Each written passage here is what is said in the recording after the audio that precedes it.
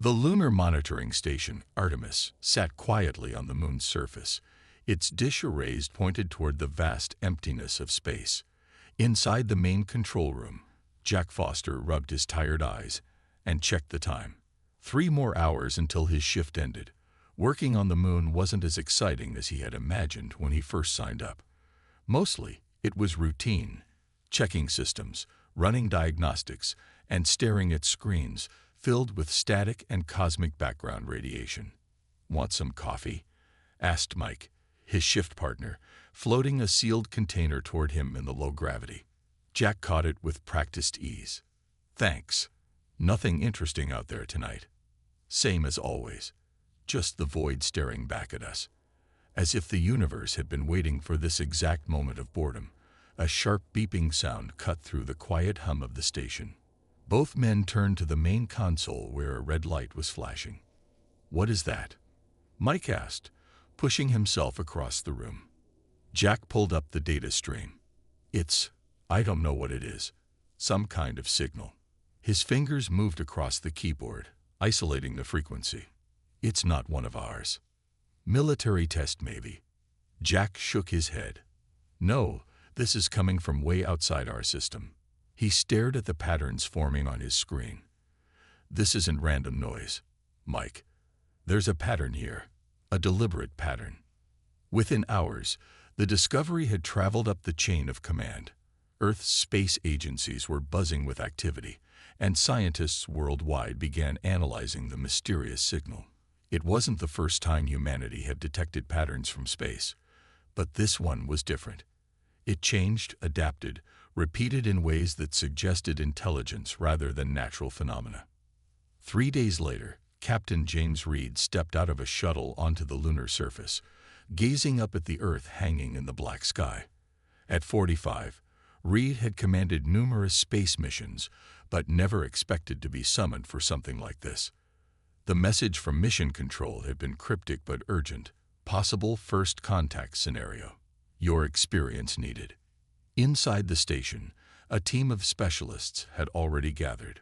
Dr. Lisa Moore, a communications expert with decades of experience in pattern recognition, and Dr. Alan White, one of Earth's leading xenobiologists, were hunched over screens displaying the signal's waveform.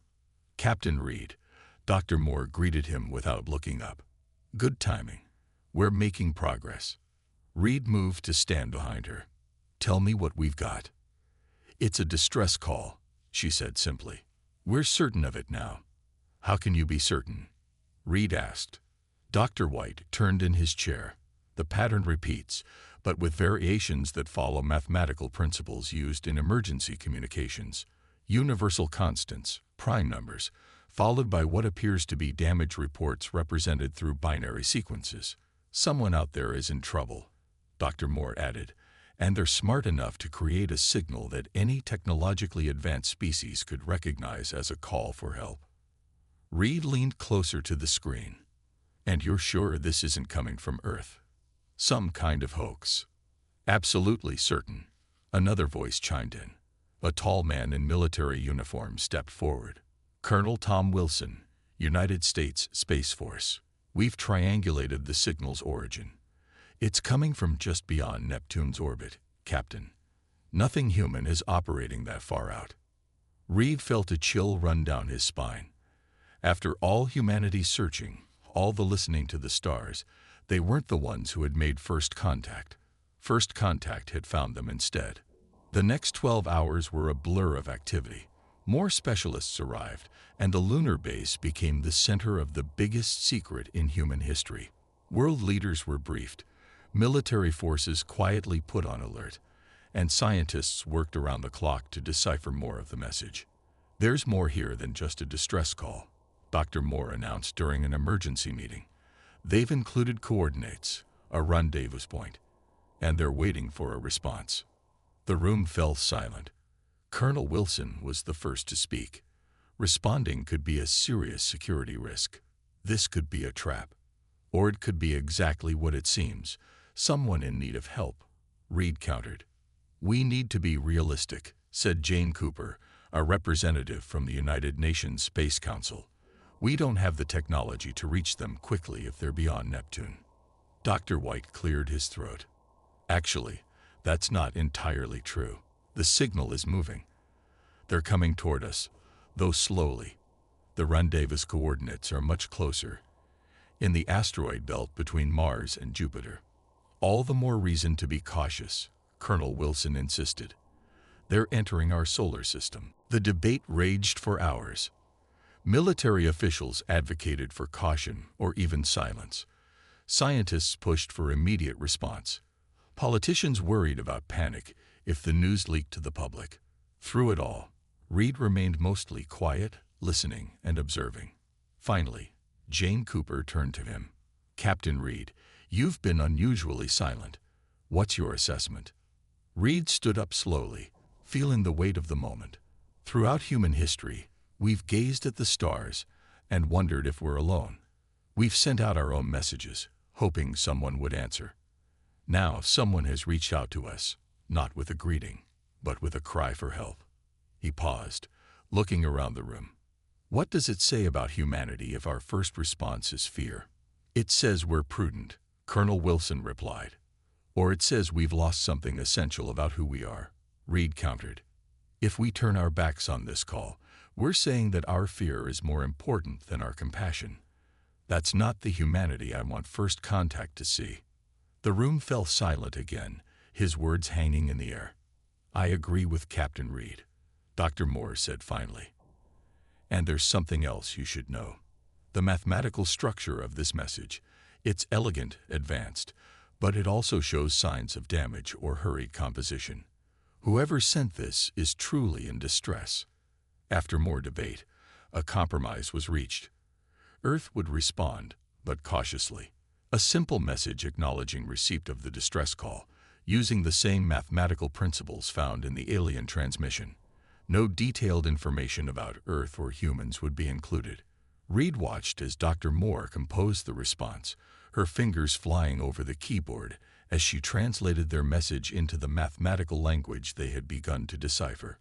The room held its collective breath as she hit the transmit button. Now we wait, she said. But the wait was surprisingly short.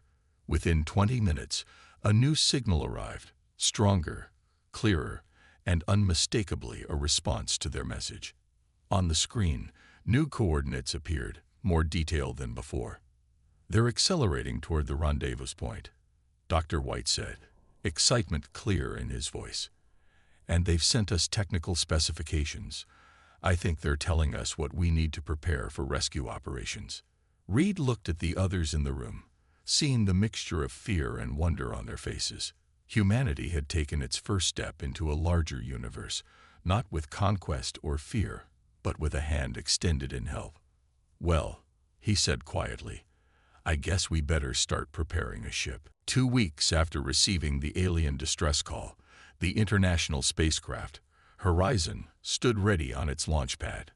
The massive ship gleamed under the floodlights, a testament to what humanity could accomplish when driven by a common purpose.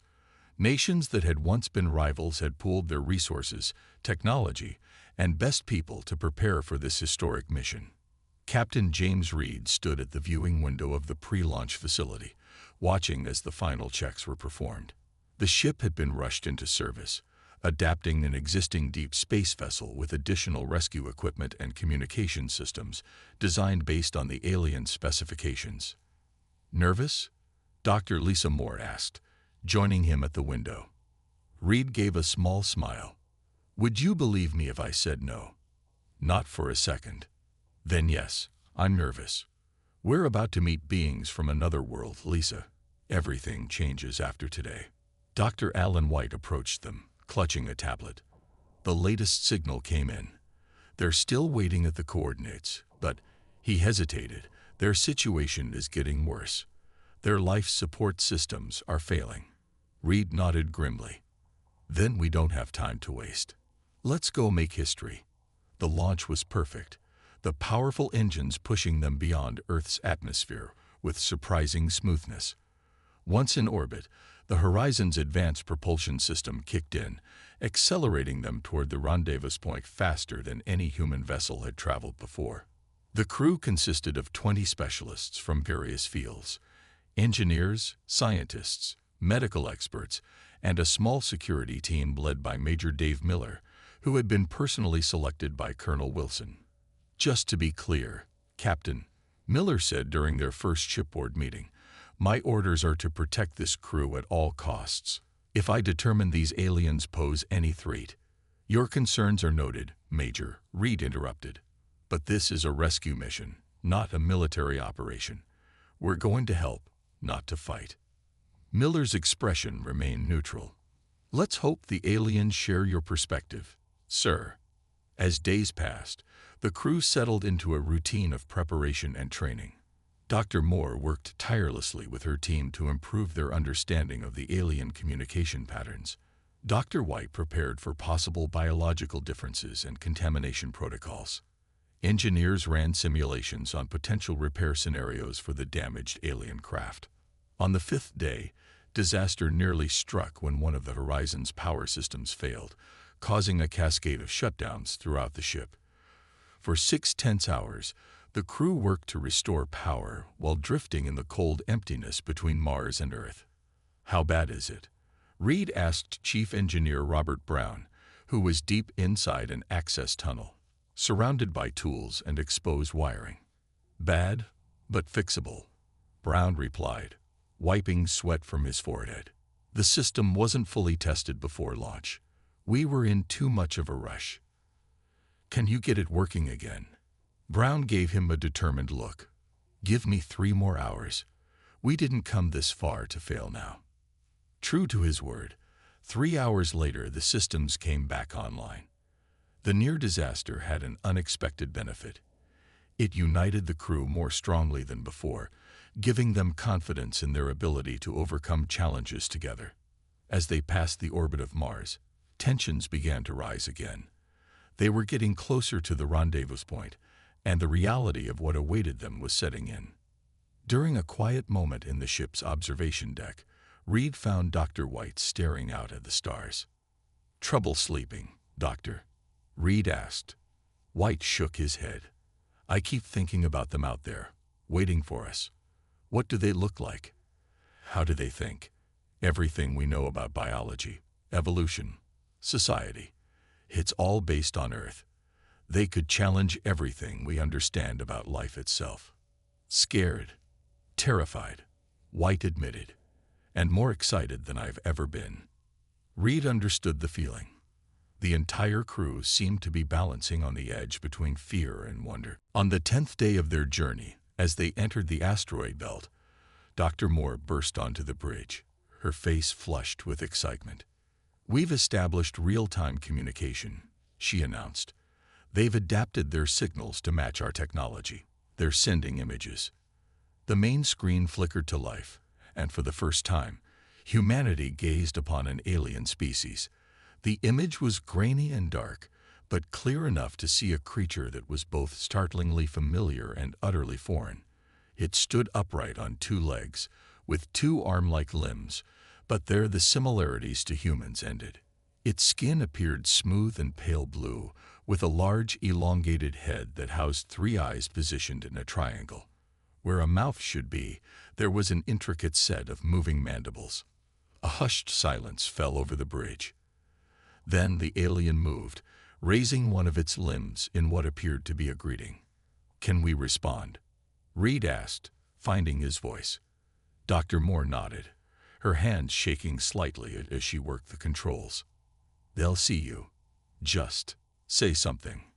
Reed stepped forward, aware that he was about to speak the first words from humanity to an alien intelligence.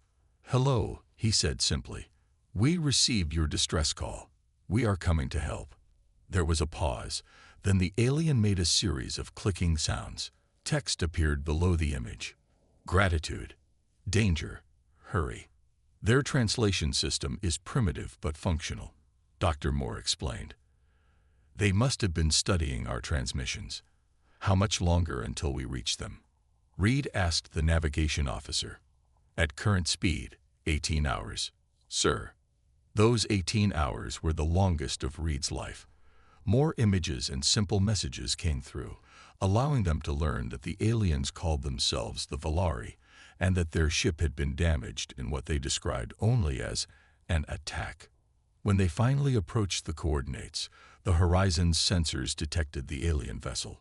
It was larger than their own ship, with an unusual curved design that reminded Reed of a giant manta ray.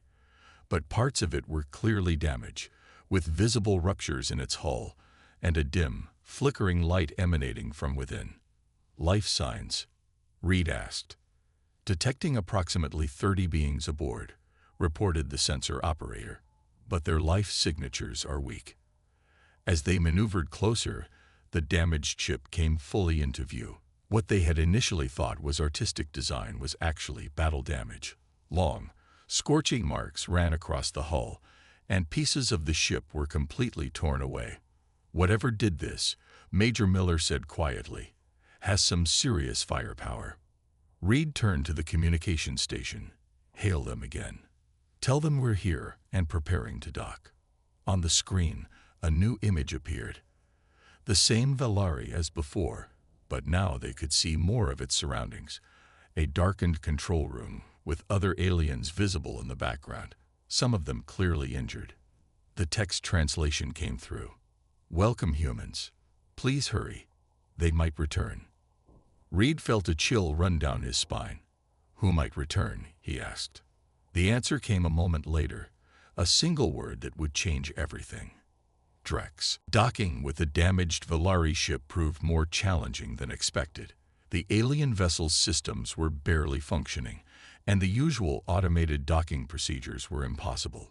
Chief Engineer Brown had to manually guide the Horizon into position, using thrusters with delicate precision. Almost there, Brown muttered, sweat beading on his forehead as he made microscopic adjustments. Just a little more. With a soft thud and the hiss of magnetic seals engaging, the two ships connected. A cheer went up from the crew, quickly silenced by Captain Reed's raised hand. This is just the beginning, he reminded them. Dr. White, are the containment protocols ready? Dr. White nodded, checking his environmental suit one last time. Remember, everyone, we don't know what their atmosphere is composed of, or what biological contaminants might be present. Suits stay on until we verify it's safe. The boarding party consisted of Reed, Dr. White, Dr. Moore, Major Miller, and 2 engineers. They gathered at the airlock, each checking the other's suits before Reed cycled the door. Stay alert, Miller warned, his hand resting on his sidearm. And stay together. The airlock opened to reveal a dark corridor. The gravity was slightly stronger than Earth's, making their movements feel heavy. Emergency lights flickered weakly, casting strange shadows on the curved walls. The air that hissed into their sealed corridor when the ships connected had been analyzed and found breathable, though with higher nitrogen content than Earth's atmosphere. Dr. Moore's translator device lit up as it detected transmissions. They're directing us to their command center, 3 levels up. As they moved through the ship, they saw the extent of the damage. Panels hung loose from ceilings, wires sparked dangerously, and in some sections, the hull had been breached and emergency force fields shimmered where solid walls should have been. What kind of weapons could do this? One of the engineers whispered. Nothing in our arsenal, Miller replied grimly. They reached a large circular room that clearly served as the ship's command center. Several Valari turned as the humans entered. In person, they were taller than the video had suggested, nearly 7 feet high, with slender bodies that moved with surprising grace despite the obvious injuries some of them bore. One stepped forward, its 3 eyes blinking independently of each other. The universal translator in Dr. Moore's hand lit up as the alien spoke, its mandibles clicking rapidly. Humans, you came. Gratitude beyond expression. The translation was stilted but clear enough. Reed stepped forward, removing his helmet after a confirming nod from Dr. White that the atmosphere readings were stable. I'm Captain James Reed of the Earth vessel Horizon. We're here to help. The alien made a gesture that might have been a bow. I am Tor, chief engineer of the Valari exploration vessel Lightseeker. We feared no one would answer our call. As Dr. White and the engineers began assessing the damage to the ship and the medical needs of the crew, Reed and Dr. Moore spoke with Tor, gradually piecing together what had happened. "We are explorers," Tor explained. "Our people have traveled the stars for many generations, seeking knowledge and peaceful contact with other species." Its mandibles clicked in what they would later learn was a sign of distress. "We did not know this region was claimed by the Drex." "The Drex?" Reed asked. "Who are they?" "A species that believes they are superior to all others. They claim vast regions of space as their territory.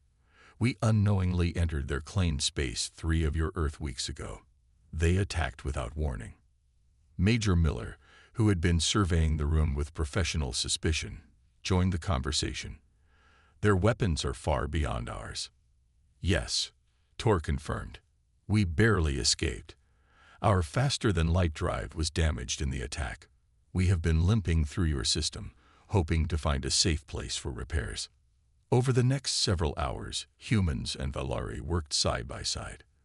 The human engineers were amazed by the Valari technology, while the aliens seemed equally impressed by the humans' creative approach to problems. Brown and his team focused on the ship's power systems, which were on the verge of complete failure. The Valari used a form of energy generation that humans had only theorized about, harnessing quantum fluctuations in vacuum energy. "It's brilliant," Brown exclaimed, watching Tor manipulate the ship's systems using a 3-dimensional holographic interface. "We've been trying to develop something like this for decades, but could never make it stable." "Shields at maximum," Reed ordered as he rushed back to the horizon. "Weapons systems online, but hold fire unless I give the command." The bridge was a flurry of activity as crew members prepared for the approaching threat. The 3 Drex ships were visible on the main screen now. Sleek, predatory vessels with forward sections that resembled arrowheads. They were arranged in a perfect triangle formation, closing in fast. "They're within communication range," Dr. Moore reported from her station. "They're broadcasting on multiple frequencies." Reed straightened his uniform. "Put them on screen." The image that appeared made several crew members gasp. The Drex were reptilian in appearance, with armored scales covering their bodies and yellow, slit-pupilled eyes. The one in the center, clearly the leader, wore elaborate decorations on its armor. "Unknown vessel," the Drex commander hissed in a surprisingly good translation. "You are harboring fugitives that have violated Drex territory. Disconnect from the Valari ship and withdraw immediately." Reed stepped forward. "I am Captain James Reed of the Earth vessel Horizon. The Valari sent a distress call, and we responded as any civilized species would. They have done nothing wrong." The Drex commander's eyes narrowed. "Earth, we are unfamiliar with your kind. This is not your concern. The Valari trespassed in our space and must face justice. They are explorers who made an honest mistake," Reed countered. "They've been punished enough by the damage to their ship." A low hiss came from the Drex. "You do not understand our ways. The penalty for trespass is destruction. We allowed them to flee only to follow and ensure their end would serve as a warning to others." The commander leaned closer to the screen. "This is your final warning. Withdraw or be destroyed with them." The transmission cut off. Reed turned to find his entire bridge crew staring at him.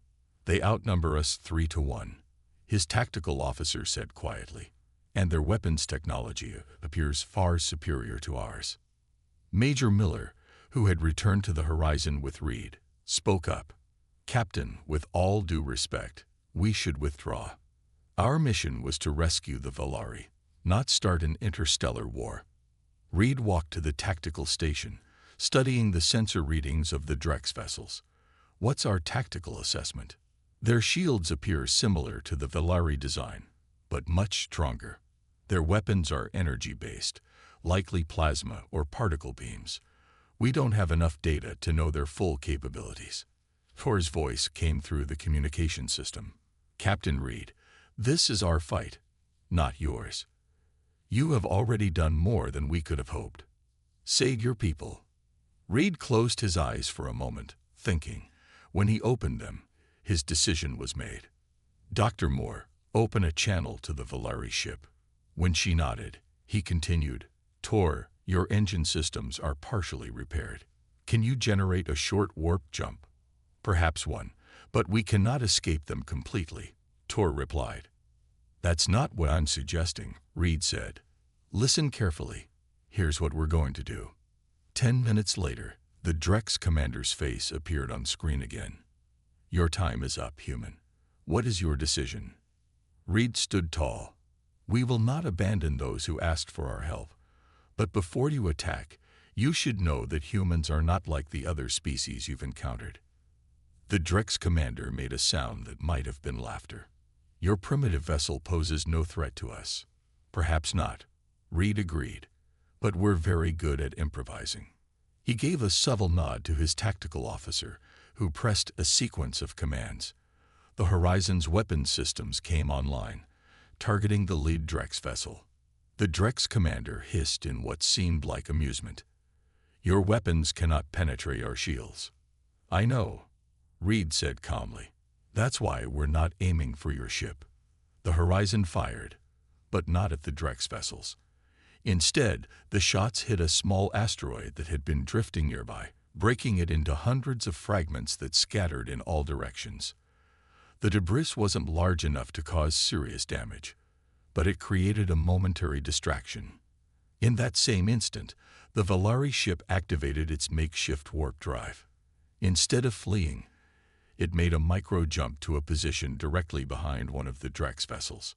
Now, Reed commanded. Tor's mandibles spread in what they came to recognize as the Valari equivalent of a smile. Perhaps together we can fix it. Your approach to the power distribution problem was unexpected but effective. As they worked, cultural exchange began naturally. The Valari were curious about Earth and human society, while the humans had endless questions about the Valari and their experiences among the stars. Dr. Moore discovered that the Valari communicated not only through speech, but also through color changes in their skin, subtle shifts that added emotional context to their words.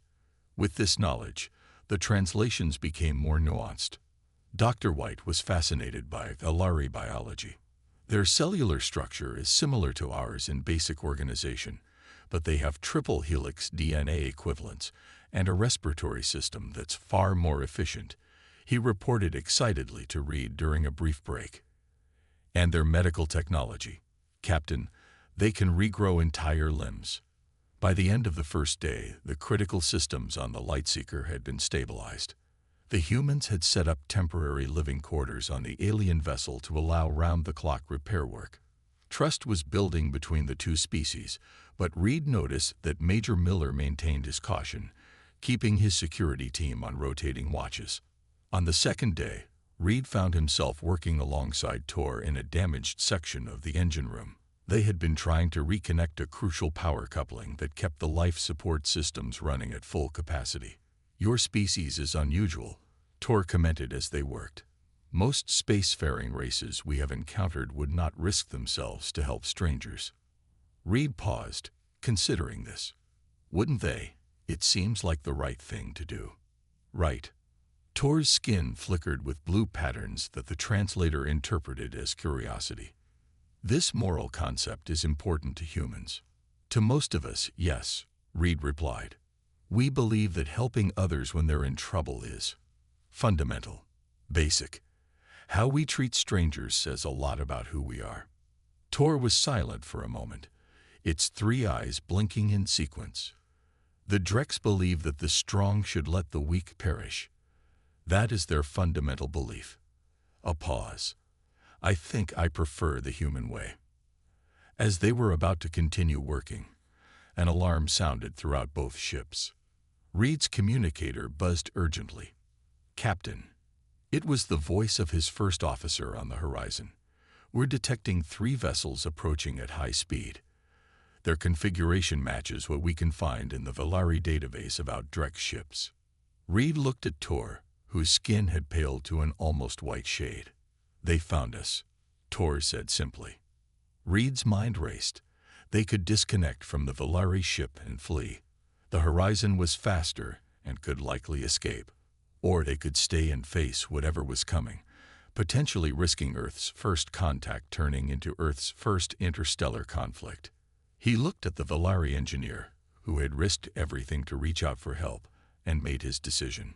"Tell the crew to battle stations," Reed ordered into his communicator. "We're not abandoning our friends." The Horizon fired again, this time at the Drex ship's engines. Simultaneously, the Valari vessel released an electromagnetic pulse that had been modified according to specifications provided by the human engineers. The pulse temporarily disrupted the Drex ship's shields, allowing the Horizon's weapons to connect. The Drex commander roared in outrage as one of his vessels spun out of formation, its engines damaged. "This is treachery." "This is strategy," Reed corrected. "Something you didn't expect from a primitive species." The two remaining Drex ships turned to attack, their weapons charging. The Horizon shuddered as energy beams struck its shields. "Shields at 60%, the tactical officer reported. "Evasive maneuvers," Reed ordered. "Pattern Delta." The Horizon moved in an unpredictable zigzag pattern that the crew had developed during their journey, based on Earth fighter jet tactics rather than conventional space combat movements. The unusual approach confused the Drex targeting systems, causing several shots to miss completely.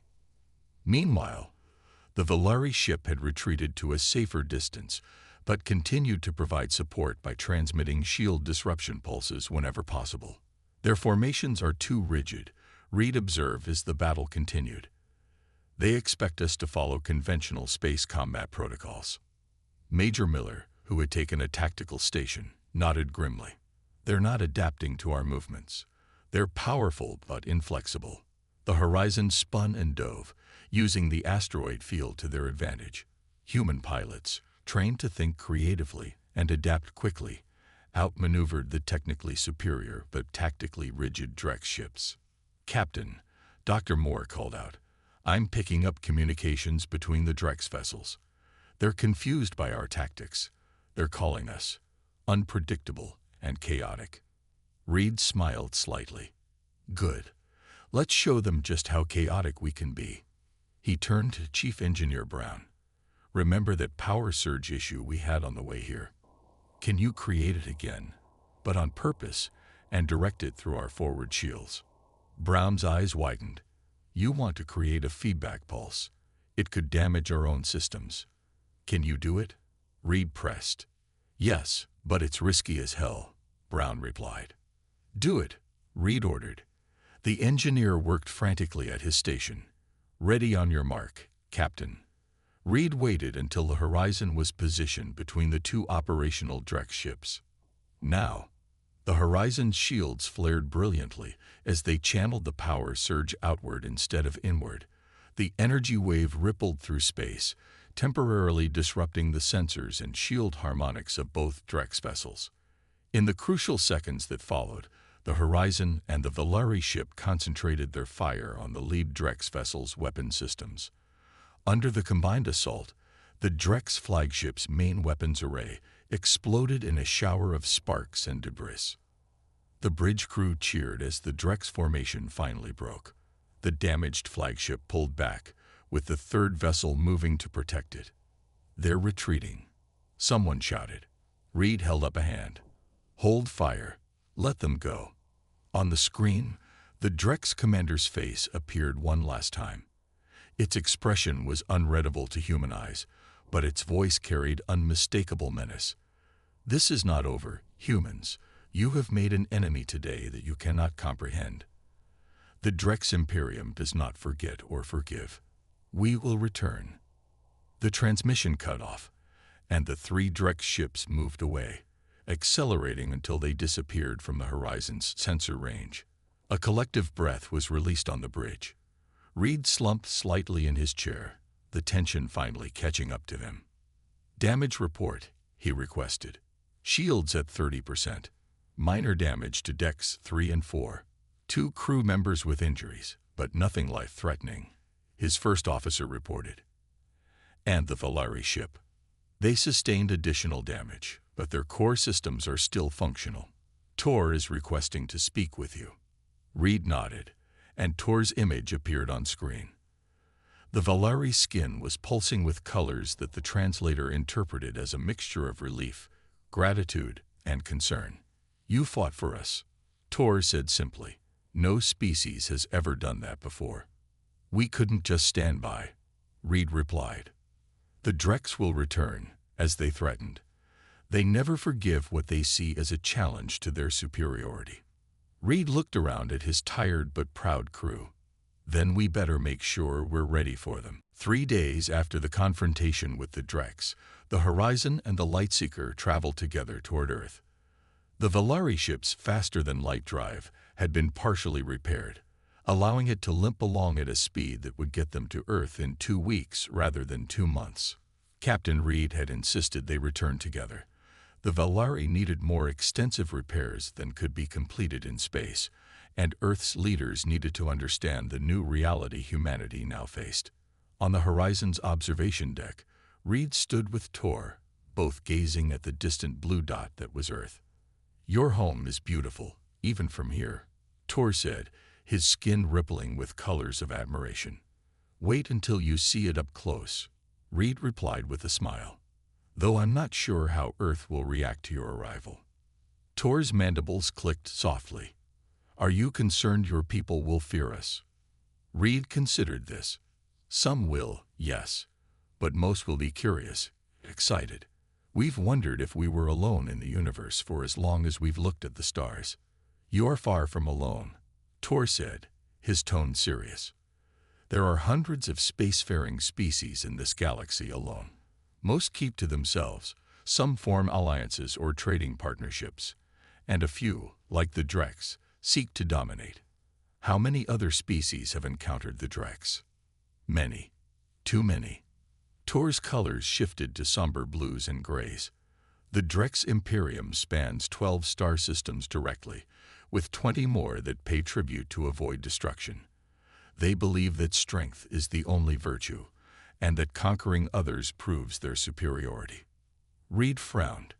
"And no one stands against them." "Some have tried. Individually, they were defeated. No alliance has formed that was strong enough." Tor's 3 eyes fixed on Reed. "Until perhaps now." In the days that followed, humans and Valari continued to work together, repairing both ships and exchanging knowledge. Dr. Moore made remarkable progress with the translation system, while Dr. White and the Valari medical team shared treatments that saved 2 severely injured Valari crew members who might otherwise have died. The Valari, in turn, shared technology that would have taken humans decades or even centuries to develop on their own. They were careful not to overwhelm Earth with advancements it wasn't ready for, but the improved medical techniques, energy efficiency systems, and material sciences they offered would transform human society within a generation. As Earth grew larger in their view screens, Reed called a meeting of senior officers from both ships. "We need to discuss what happens next," he began. "The Drex know about Earth now, and they aren't the type to forgive or forget." Major Miller, who had proven himself during the battle despite his initial caution, spoke up. "Earth's defenses aren't prepared for the kind of weapons the Drex have. Even with the technology the Valari are sharing, it will take time to implement." Tor nodded. "The Drex commander will report to their high command. They will send a larger force next time, not just to destroy us, but to assess whether your planet is worth conquering." "Then we need to be ready," Reed said firmly. "And we need allies." Tor's mandibles spread in what the humans now recognize as a smile. "That is why I've called a meeting of the Galactic Council." The room fell silent. This was the first time any of the humans had heard of such an organization. "The Galactic Council?" Dr. Moore asked. "A loose alliance of 17 spacefaring species," Tor explained. "We share knowledge, resolve disputes, and occasionally provide mutual aid. The Council has avoided direct conflict with the Drex for generations, choosing instead to cede disputed territories rather than fight. But that approach has only emboldened them," Reed guessed. "Yes, the Drex see compromise as weakness. With each territory they claim without resistance, they grow stronger and more ambitious. Tor's colors shifted to bright, determined patterns. But your actions may change that perception. Our actions? Chief Engineer Brown asked. Humans fought when you could have fled. You defended others at risk to yourselves. You used creativity instead of brute force. Tor looked around the room. These are qualities many species in the Council admire but few demonstrate. Your arrival on the galactic stage might be the catalyst needed to finally stand against the Drex. 2 weeks later, the Horizon and the Lightseeker entered Earth orbit. The arrival of an alien ship caused both panic and wonder across the planet. News broadcasts showed crowds gathering in cities worldwide, some in fear, others in celebration. Military forces were placed on high alert, but Reed had been transmitting regular updates during the journey home, and Earth's leaders had chosen diplomacy over hostility. A special landing site had been prepared in a neutral location, a wide plain in Tanzania where a temporary diplomatic compound had been hastily constructed. As both ships descended through the atmosphere, Reed could see thousands of people watching from a safe distance, held back by security forces. When the ships landed and the dust settled, Reed stood at the airlock with Tor and representatives from both crews. Waiting for them on the ground was a delegation of Earth's most prominent leaders, presidents, prime ministers, and diplomats from every major nation. Are you ready? Reed asked Tor. I believe so, the Valari replied, his skin showing nervous patterns. This is a historic moment for both our peoples. The airlock opened and sunlight flooded in. Reed led the way down the ramp, Tor walking beside him. A hush fell over the human delegation as they saw the alien up close for the first time. One woman stepped forward, Jane Cooper from the United Nations Space Council, who had been part of the original meeting when the distress signal was first received. Captain Reed, she said, her voice steady despite the historic significance of the moment. Welcome home, and welcome to our visitors. Tor stepped forward and performed the Valari greeting gesture they had practiced. On behalf of the Valari Exploration Fleet, I bring greetings to Earth. We come in peace and gratitude. The formalities continued with introductions and brief speeches that were broadcast around the world. When the initial ceremony was complete, the leaders moved into the diplomatic compound for more substantive discussions. Inside a large conference room, Earth's representatives sat across from the Valari, with Reed and his senior officers bridging the two groups. Maps of nearby star systems were displayed on large screens, showing Drex territory in red, Valari space in blue, and Earth, a single vulnerable point of light at the edge of an unexplored region. The Drex will return, Tor explained to the stunned human leaders. Not immediately, but they will come. They now see Earth as both a potential conquest and a challenge to their authority. What options do we have? Asked the Secretary General of the United Nations. Reed looked at Tor, who nodded encouragingly. We propose an alliance, Reed said, not just between humans and Valari, but with other peaceful species through the Galactic Council. He outlined the plan they had developed during the journey home: a mutual defense agreement, technology exchange, and diplomatic relations with the wider galactic community. Earth would gain protection and advancement, while the Council would gain humanity's unique perspective and determination. The Drex believe that might makes right, Reed concluded. They expect others to submit or be destroyed. But together, we can show the galaxy a different path, one where diverse species stand united not through fear, but through choice and shared values. The discussions continued long into the night and for many days afterward. There were concerns, objections, and fierce debates, but eventually, agreement was reached. Earth would join the galactic community, not cowering in fear of the Drex, but standing proudly with new allies. 1 month later, Reed stood on a newly constructed observation platform at the diplomatic compound, watching the stars appear as the sun set. Tor joined him, the Valari's skin glowing softly in the twilight. The Council representatives arrive tomorrow, Tor said. 17 species, all curious about the humans who dared to challenge the Drex. Reed smiled. I never imagined that answering a distress call would lead to this. The most important journeys often begin with the simplest choices, Tor replied. Your willingness to help strangers may have changed the course of galactic history. In the distance, they could see the lights of the compound where human scientists and engineers worked alongside Valeri teachers, learning and adapting technologies that would help defend Earth. Beyond that, in cities across the planet, people looked up at the stars with new understanding, no longer alone in the vast universe, but part of something greater. Reeve thought about the long road ahead, the challenges of building trust between different species, preparing for the inevitable Drex response, and guiding humanity into a new era. It would not be easy, but as he watched a shooting star streak across the darkening sky, he felt something he hadn't expected: hope. Whatever comes next, he said quietly, we'll face it together. Tor's colors shifted to warm, confident hues as they stood side by side, a human and a Valeri, looking up at the stars that no longer seemed quite so distant or cold. Together, Tor agreed. That is how the stars themselves will change.